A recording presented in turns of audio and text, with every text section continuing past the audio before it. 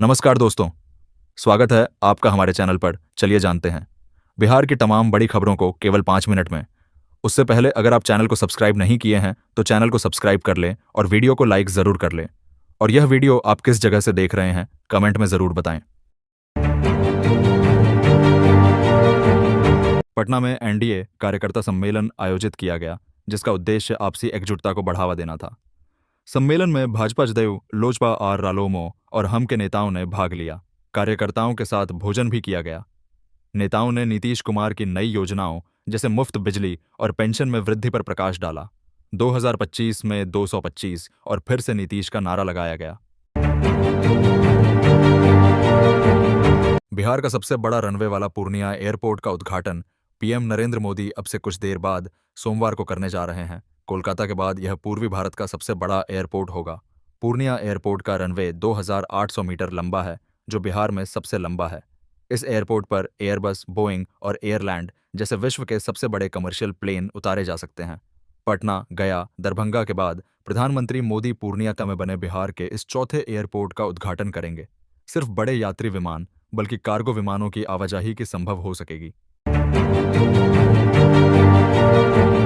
पूर्णिया में पीएम मोदी के कार्यक्रम में जिला प्रशासन द्वारा पास जारी होने के बाद भी महापौर विभा कुमारी को एयरपोर्ट पर जाने से रोका गया। महापौर ने इसे दुर्भाग्यपूर्ण बताया और सत्ताधारी दल पर पद के दुरुपयोग का आरोप लगाया। उन्होंने कहा कि यह सिर्फ महापौर का नहीं बल्कि पूरी जनता का अपमान है, जिसका जवाब जनता समय आने पर देगी। एक दल के कहने से कुछ नहीं होता, पूरे गठबंधन में सहमति जरूरी, सीएम फेस पर बोले चिराग पासवान। बिहार विधानसभा चुनाव में सीएम फेस के सवाल पर बोलते हुए चिराग पासवान ने कहा कि किसी एक पार्टी के कहने पर कुछ नहीं होता है, इसके लिए पूरे गठबंधन की सहमति होना जरूरी है। बिहार विधानसभा चुनाव 2025 को लेकर कांग्रेस ने कमर कस ली है। राष्ट्रीय नेतृत्व ने चुनाव में सीटों के बंटवारे और प्रचार को गति देने के लिए 39 सदस्यीय चुनाव समिति का गठन किया है। इस समिति में प्रदेश अध्यक्ष राजेश राम, डॉक्टर शकील अहमद खान, डॉक्टर मदन मोहन झा और जितेंद्र गुप्ता जैसे कई वरिष्ठ नेताओं को शामिल किया गया है। केंद्रीय मंत्री चिराग पासवान ने विश्वास जताया कि एनडीए बिहार विधानसभा चुनाव में 225 से अधिक सीटें जीतेगा। उन्होंने कहा कि गठबंधन खूबसूरती और एकजुटता से आगे बढ़ रहा है। चिराग ने सीट बंटवारे पर कहा कि हर दल को उसकी क्षमता के अनुसार सीटें मिलेंगी और जल्द ही इस पर औपचारिक चर्चा शुरू होगी। नेपाल के वीरगंज से खबर है कि जेएनजी आंदोलन के दौरान 14,000 से ज्यादा कैदी जेलों से भाग गए, जिनमें से कुछ ही वापस आए हैं। काठमांडू के केंद्रीय कारागार से 3,500 से अधिक कैदी फरार हुए। इस राजनीतिक अस्थिरता का असर पूर्वी चंपारण के सीमावर्ती बाजार पर भी पड़ रहा है, क्योंकि पर्यटकों की कमी से व्यापार प्रभावित हुआ है।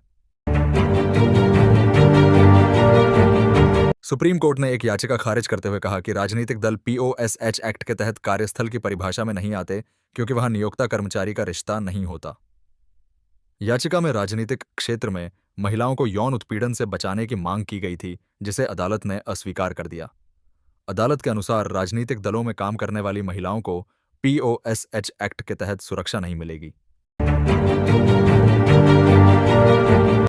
चुनाव आयोग की रिपोर्ट के मुताबिक वर्ष 2015 के विस चुनाव की तुलना में वर्ष 2020 में भाजपा के वोट प्रतिशत में कमी आई और कांग्रेस में वृद्धि हुई। वर्ष 2015 में हुए बिहार विधानसभा चुनाव में भाजपा को 24.42% वोट मिले थे। इस चुनाव में भाजपा को बिहार में 53 सीटें आई थीं।